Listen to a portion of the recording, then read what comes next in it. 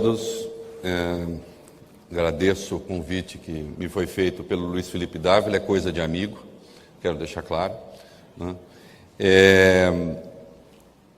Eu vou falar aqui algumas coisas sobre, especialmente, liberdade de imprensa e as dificuldades que o setor tem enfrentado, ou o assédio que o setor tem enfrentado. Cabe só uma observação aí, e não é aquela coisa de petista que ora fala como uma coisa e ora fala como outra. Eu só falo como uma única coisa, como Reinaldo. Isso quer dizer que as minhas opiniões, as minhas posições não são exatamente as da revista Veja, porque isso reflete a natureza do contrato que eu tenho com a Veja também, né? Eu sou articulista da Veja, eu tenho um blog que fica no site da Veja, mas o combinado com eles é que eu escrevo, digamos assim, o que me dá na telha. Não quer dizer que a Veja concorde com os meus pontos de vista, e há divergências, algumas que não são pequenas. Cito uma, por exemplo, que nem é de natureza política, ou é, mas num sentido mais amplo. A Veja é favorável à discriminação do aborto, eu não sou, né? E falei contra com muita energia. Temos divergências sobre a questão das células tronco embrionárias. Eu tenho questões que para mim não estão resolvidas de natureza ética e religiosa, por exemplo. E há divergências também, às vezes, de natureza política. Eu tenho, em relação a esse governo e às suas iniciativas, uma opinião muito mais dura. Então, quando, às vezes, os petistas, e especialmente aqueles que eu chamo petralhas, que agora é um termo dicionarizado, né, foi parar no dicionário, né? Quando eles dizem que a revista Veja é de direita, tem aquela piada, aspetto tenore, de direita sou eu na Veja, a Veja não é de direita, né? É uma brincadeirinha, mas enfim. Então, os meus pontos de vista não são exatamente os pontos de vista da Veja, isso é importante. Você vai falar assim, a Veja foi lá e disse. A Veja não veio aqui e disse nada. Quem fala pela Veja é o Eurípides, que é o diretor, Eurípides Alcântara. Quem fala pela Veja, eventualmente, nem é o Roberto Tivita, é o Eurípides, que é o diretor, tá certo? O Roberto Tivita cuida da empresa como um todo. Bom, eu tenho já há bastante tempo tratado com muita dureza, às vezes, do que eu chamo ameaça à liberdade de imprensa, que é um pecado em que incorre esse governo de maneira reiterada, de maneira sistemática, de maneira metódica.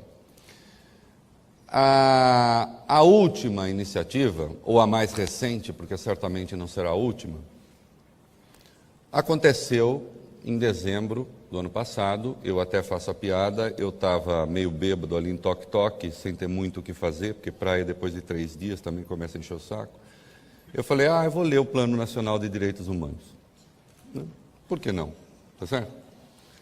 E fui. E lendo, eu não sabia se era o efeito da caipirinha ou se aquilo estava lá mesmo. E aquilo estava lá mesmo, com todas as letras. Não é? Um decreto, vocês sabem, a rotina de um decreto, você estabelece ali, digamos, aquilo que é o norte, como disse o ministro Paulo Vanucchi, não quer dizer que a gente vai fazer isso já. Não, eu sei. Quer dizer que isso é uma proposta, é uma ideia, é um projeto, que depois iria ser transformado em lei. Está ali, estava ali, e eles mudaram, né, na questão da propriedade, nem tanto. Simplesmente aquilo que pode ser entendido claramente como extinção da propriedade privada. É um exagero retórico. Não, não é não. Se a propriedade rural, a propriedade urbana, uma vez invadida, se a proposta é transformar o invasor numa parte da solução do problema, o princípio da propriedade já foi. O juiz, então, para expedir uma ação de reintegração de posse, segundo o que estava no projeto, ele tinha antes de ouvir o invasor. Vossa Excelência, o invasor concorda que eu reintegre a propriedade para o dono ou não? Era isso que estava lá. No que concerne a esfera dos costumes, havia ali a questão da discriminação, que eu acho que é a melhor palavra que descriminalização, do aborto. Pode-se ter sobre o aborto a ideia que for, chamar de direito humano, ia ser uma jabuticaba, mais uma jabuticaba, e, portanto, tipicamente nossa, né? E no que concerne a imprensa, sim, havia a questão da perseguição aos crucifixos. Mas o Estado é leigo. Uma coisa é o Estado leigo promover, colocar crucifixos nos prédios públicos. Outra coisa é tentar eliminar aquilo que é uma referência da nossa formação, da nossa cultura. São coisas um pouco diferentes. E no que diz respeito, aí sim, o mais grave, à liberdade de imprensa, criava-se, e essa é uma tendência contemporânea que a gente precisa pensar um pouquinho, criava-se um critério máximo para arbitrar a liberdade de expressão chamado direitos humanos. Não é? Hoje tem uma palavrinha aí, com a qual eu enrosco às vezes, não é? O Janete poderia pensar sobre isso com muito mais propriedade, porque tem muito mais talento e formação do que eu, que é a chamada transversalidade, né? Até a nossa Marina às vezes usa um pouquinho demais, na minha opinião. A transversalidade seria aquele tema que atravessa todas as áreas do conhecimento, todas as áreas da experiência humana, todas as áreas. E, portanto, teremos de pensar toda a realidade segundo este tema, então chamado transversal nesse sentido. E se o direito humano é um valor absoluto, em nome dele, eu posso jogar outros valores no lixo. Entre eles, a liberdade de expressão, por exemplo. Então, o que é que o projeto dos direitos humanos, o Plano Nacional, que depois, colando até um leitor meu, eu chamei de Plano Nacional Socialista de Direitos Humanos, o que é que ele propunha? Criar-se-ia um ranking das empresas de comunicação que respeitam ou não os direitos humanos. Com base no respeito ou não dos direitos humanos, poder-se caçar a licença de um jornalista, trabalhar. Não só isso, com base também no critério da avaliação do respeito ou não aos direitos humanos, uma empresa de comunicação poderia perder a sua concessão. Não só isso, criar-se-ia um comitê para avaliar o que estaria sendo publicado ou divulgado pelos meios de comunicação. E a grande questão não resolvida, por óbvio, na proposta, é quem comporia a comissão. Eu imagino quem.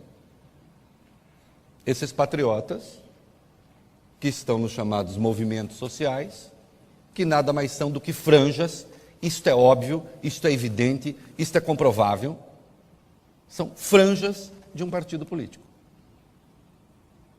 De modo, então, que este partido se espraia nessas franjas para tentar impor a sua vontade, atravessando aqueles que são os marcos institucionais da democracia.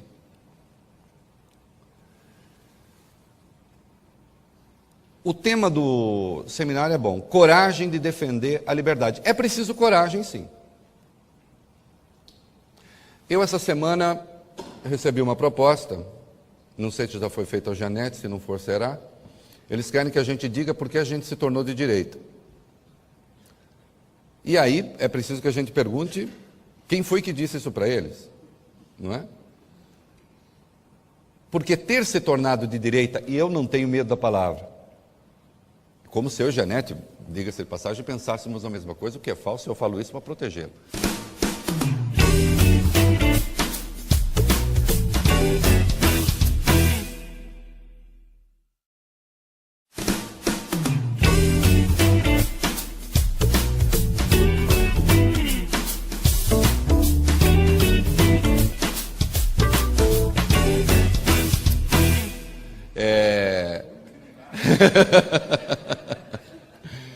Como se...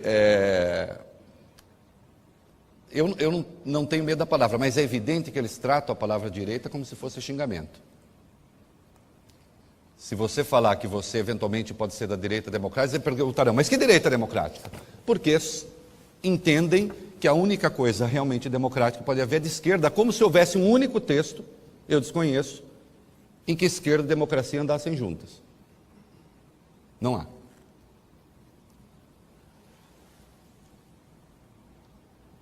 Então é preciso coragem, porque é preciso enfrentar as legiões da desqualificação.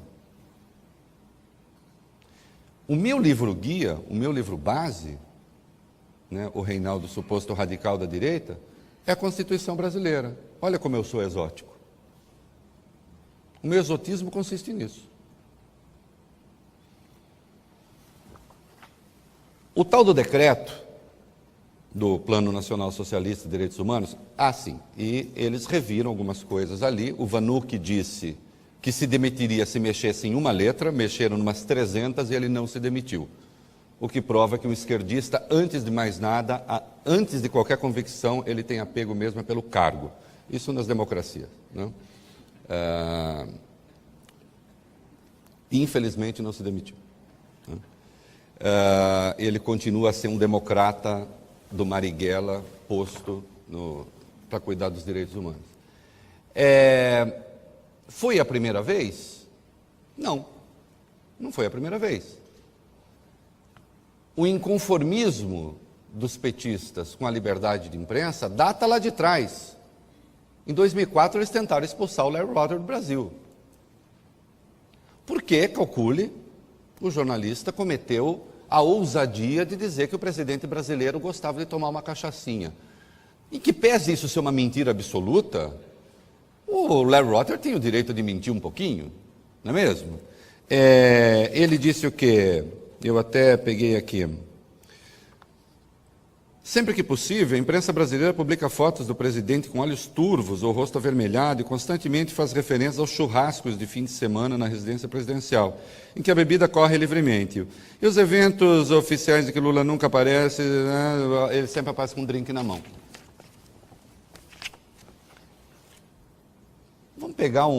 Vamos pegar um presidente que nunca foi tomado como referência americano, que nunca foi tomado como referência de civilidade democrática. Lembre-se o que a imprensa dizia do George Bush, tanto americana quanto estrangeira. Ocorreria, em algum momento,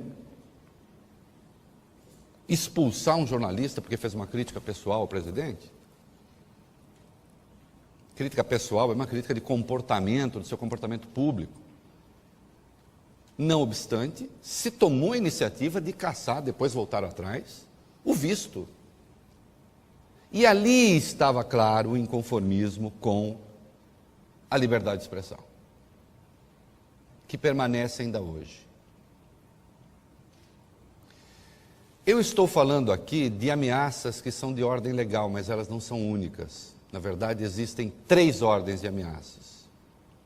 Estas que são legais, aquelas que são econômicas, que são sérias, e há aquela, eu diria, propriamente política.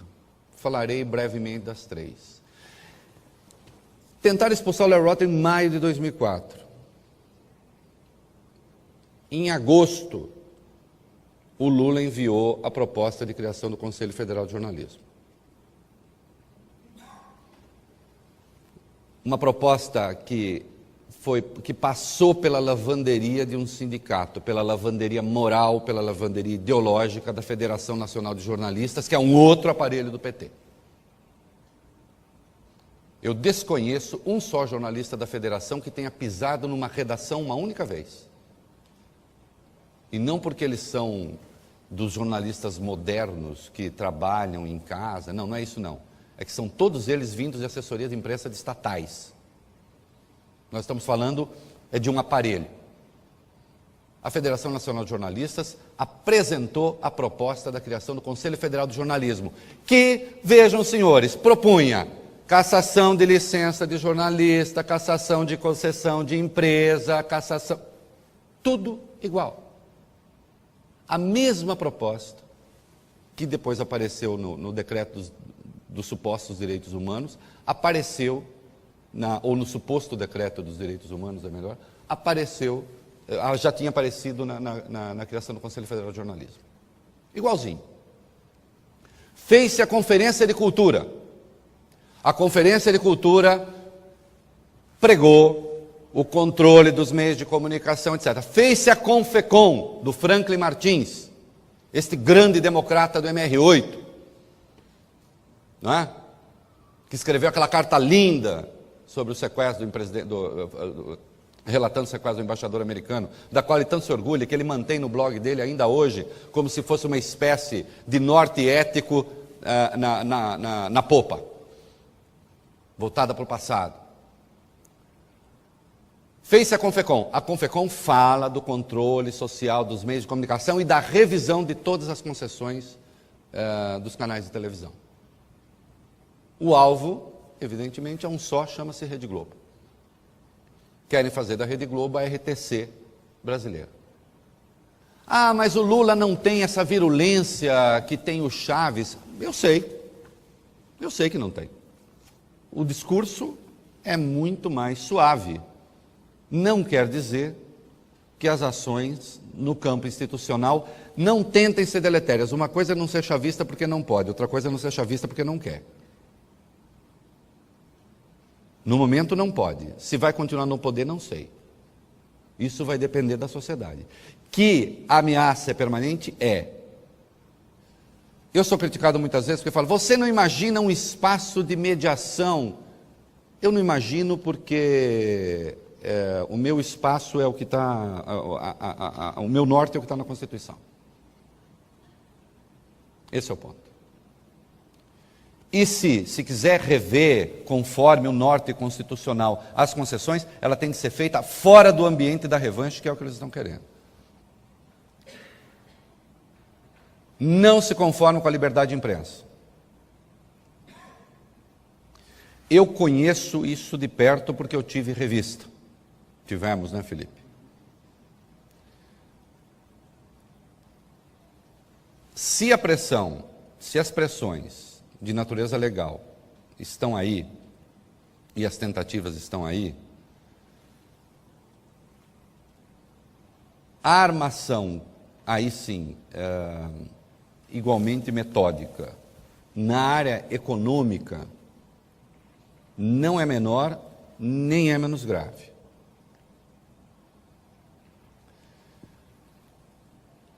As estatais e a administração passaram a financiar os veículos de comunicação favoráveis ao governo, blogueiros de aluguel,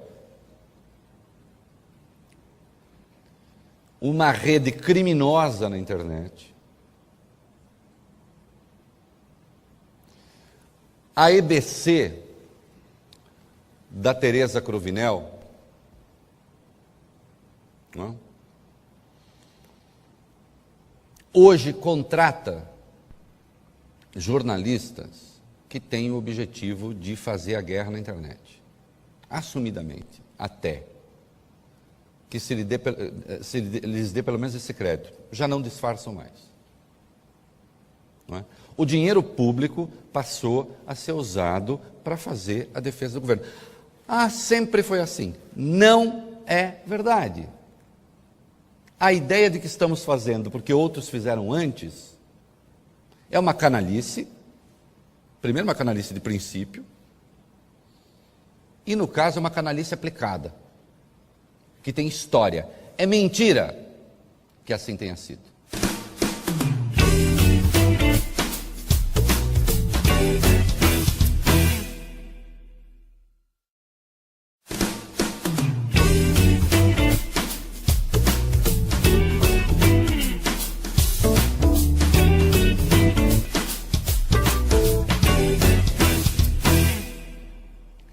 E os veículos que não rezam segundo, então, essa cartilha, são claramente punidos. Eu não vou ficar aqui dando nomes, porque fica parecendo... Mas é evidente que Banco do Brasil, Petrobras, Caixa Econômica Federal, não há nenhum critério para regular a distribuição dos anúncios dessas estatais, nem mesmo da administração direta, da administração pública. Não há nenhum critério ligado a mercado, ligado a número de leitores, ligado a número de telespectadores. Não. O critério é absolutamente outro. É um critério de natureza política. Não é?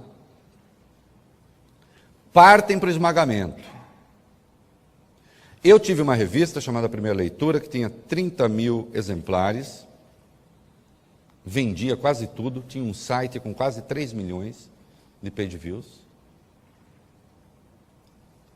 Tive no período 2 anúncios do Banco do Brasil. O terceiro ficou condicionado à minha disciplina. Se é que vocês me entendem. Porque também não dá você. E há quem faça, né? Há quem cumpra as vontades. Mas as coisas não param por aí. Existem hoje, e propostas, todas elas ligadas a grupos de esquerda, a maioria ligada ao partido, cujo nome não precisa ser pronunciado, né? Há perto de 140 propostas no Congresso, saibam os senhores, para regular a publicidade em televisão. Regular quer dizer impedir. A grande líder desse debate é a Anvisa. A Anvisa, essa Agência Nacional de Saúde.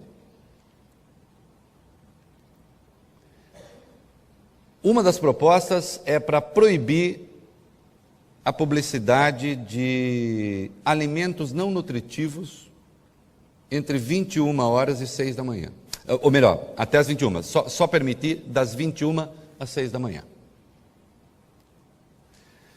Quando você vai olhar o que entra nesta proposta da Anvisa, biscoito, refrigerante, água,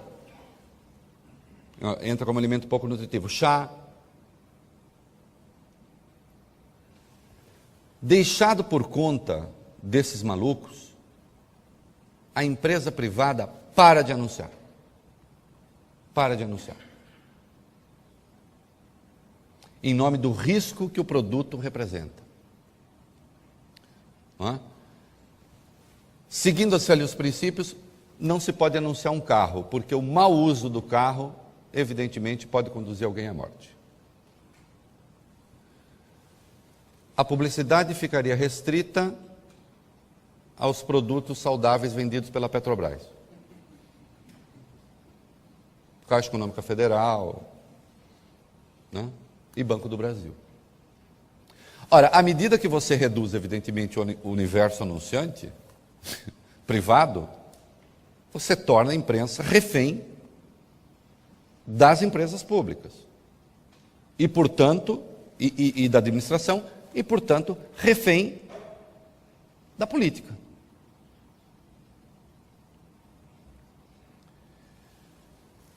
Há, portanto, uma pressão que já tem efeitos concretos, né, hoje, que é a administração de recursos das estatais e públicos para tentar domesticar, domar, enquadrar os veículos, os meios de comunicação. E há esta ameaça permanente, mais organizada do que vocês imaginam, acredite, eu sei do que eu estou falando,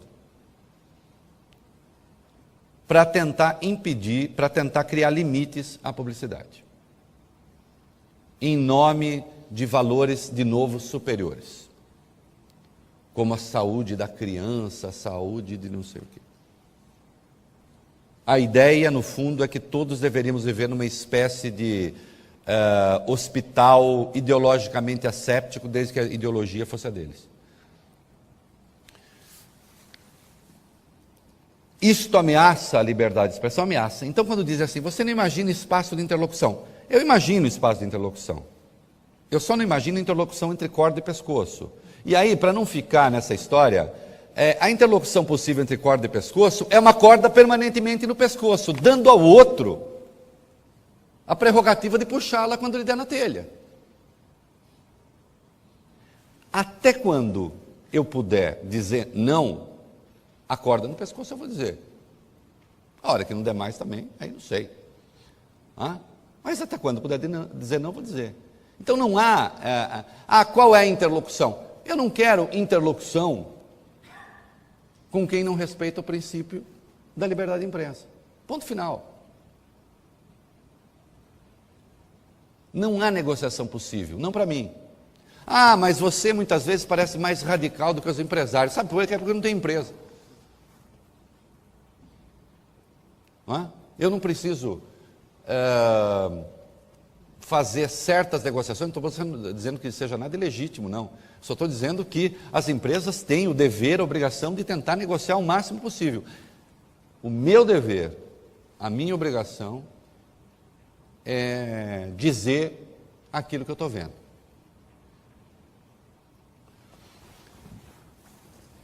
Há, portanto, uma ameaça que é de ordem legal, clara. As iniciativas estão aí. Já são 3 conferências, mais a proposta da criação do Conselho, mais o Programa Nacional, o Plano Nacional dos Direitos Humanos,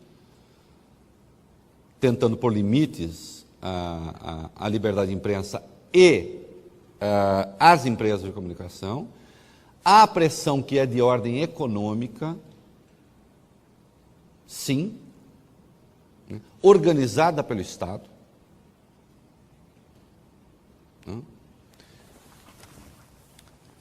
E há uma questão aí muito mais ampla, muito mais difusa, muito mais difícil, muito mais complicada, que é Eu sei que fica parecendo conspiração, mas eu não falo de conspiração, até porque boa parte das pessoas nem sabem o que é que estão... boa parte dessas pessoas não sabe o que está dizendo. Que é a infiltração nas redações da versão do partido, da verdade universal do partido. Isso é fato.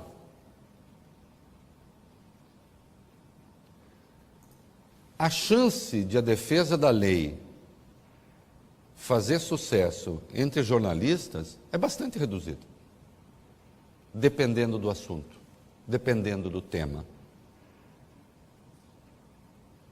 Não é?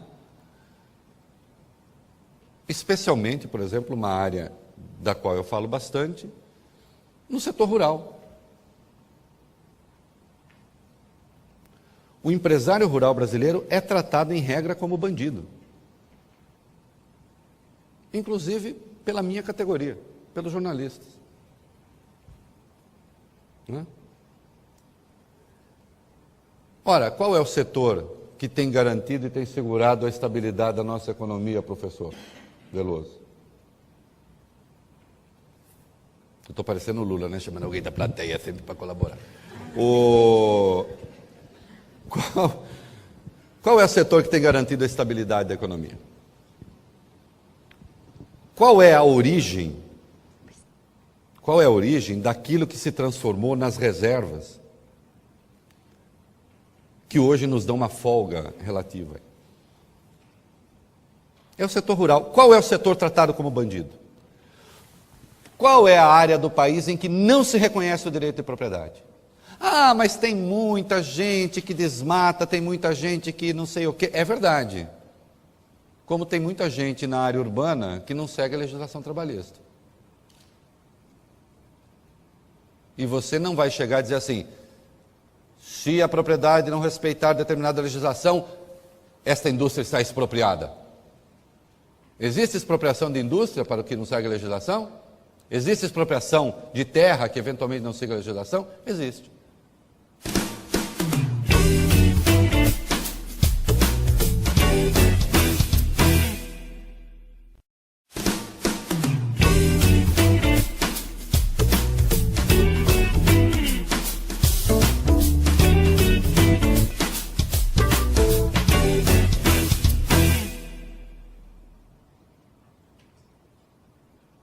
Não obstante, a hora de comemorar os superávites, Então para comemorar superávit a gente pega e manda as favas. Não. O que eu estou querendo é falar de uma sombra de preconceito que o jornalismo ajudou a criar, em razão de um alinhamento que é de natureza ideológica. E que se dá nos mais variados setores. Desta questão econômica e tal, a questão de comportamento. A facilidade com que as responsabilidades se invertem no país é uma coisa fabulosa. Ontem, até escrevi hoje de madrugada a respeito, há uma peça que eu estou chamando assim de síntese da era da boçalidade no Brasil, que é esta ação agora que o PT entrou contra o Serra, querendo que ele confirme se ele disse aquilo mesmo sobre a Dilma e o tal do novo dossiê. Como é que chama o nome técnico? Esqueci. Oi? Interpelação. A interpelação. É uma coisa fabulosa. Vocês têm de ler aquilo. Porque a interpelação diz assim: o Serra está repetindo agora o mesmo comportamento que ele teve no dossiê dos aloprados em 2006, quando ele nos acusou e isso prejudicou o nosso candidato Mercadante. Eles fizeram o dossiê de 2006. Eles fizeram o dossiê de 2006. E o Serra, descoberto pela Polícia Federal, e o Serra disse, isso é dossiê. Eles fizeram o dossiê em 2010, o Serra diz, isso é dossiê. Ele está dizendo, está vendo? Está nos acusando de novo. Só para se beneficiar. É uma coisa fabulosa. Porque a interpelação admite o crime. E não se conforma que o outro possa reagir. Acha essa reação indigna. Eu nunca vi nada parecido.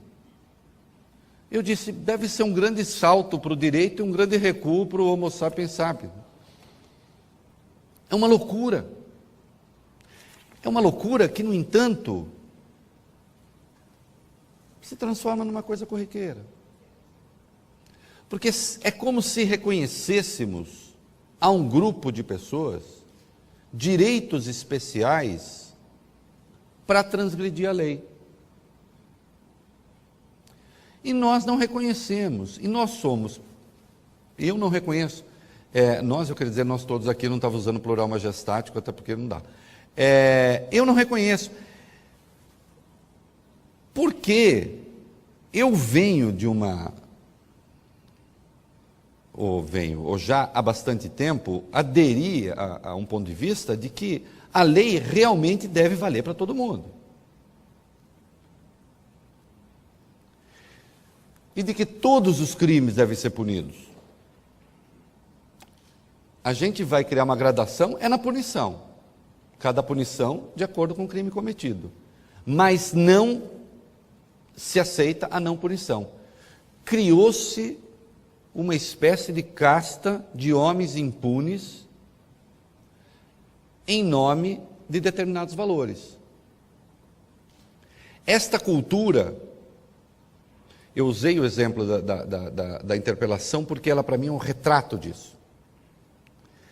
Esta cultura contamina as redações. Os meus colegas sabem o que eu penso, e por isso não tenho tantos colegas assim, a não ser do ponto de vista corporativo.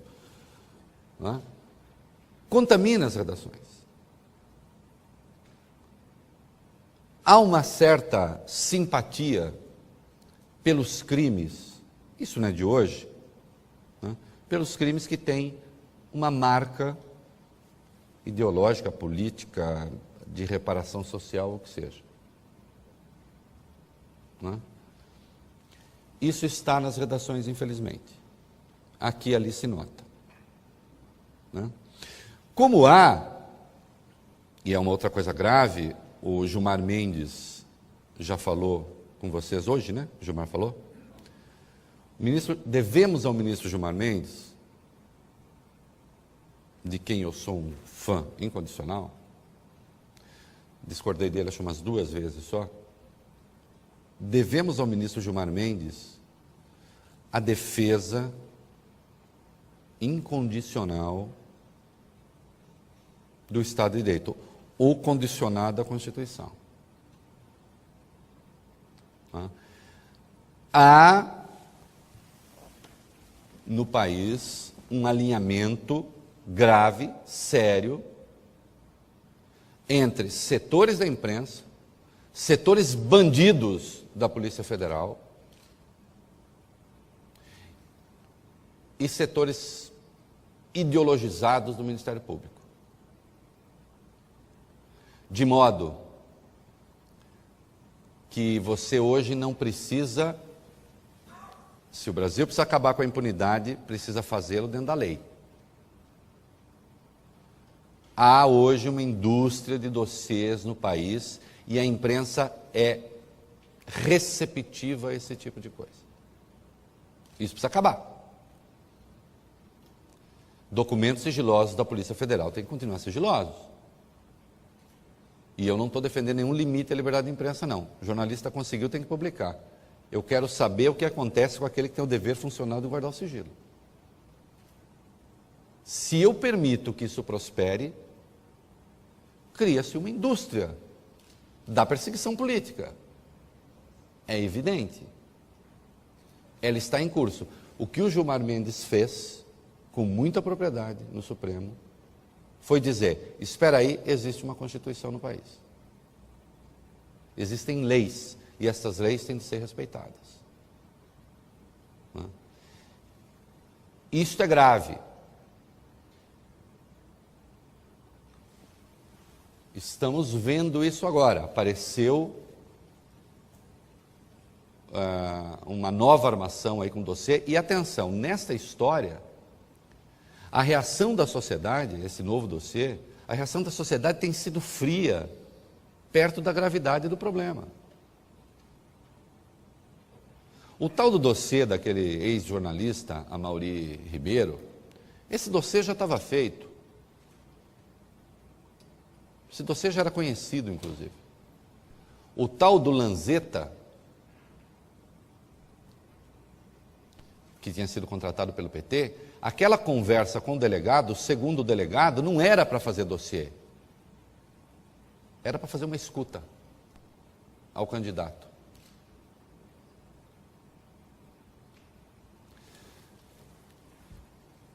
Este tal dossiê circulava na imprensa, circulava em todo canto e, por muito pouco, não se publicou uma armação que tinha um interesse puramente partidário. Então, este assédio que o partido faz à imprensa, essa infiltração, e não pense quando eu falo infiltração, porque eu imagino que eles se reúnem todos lá no bar da Dona Onça, no centro de São Paulo, debaixo do Copan, e ficam tramando o que eles vão fazer no outro dia, não. Não é isso. É uma coisa muito mais difusa, organizada de uma outra maneira. Não vou me estender aqui. Isto é muito sério. Isto é muito grave. Isto é o mais difícil. Até. Se as outras coisas são detectáveis, são apontáveis, essa contaminação já é mais complicada. Porque ela é feita, curiosamente, em nome da justiça. É a máxima de que, para fazer justiça, a gente pode fazer um pouco de injustiça antes. E eu estou entre aqueles que acham que sempre que se transgridem as leis democraticamente votadas, para fazer justiça, você consegue promover mais injustiça.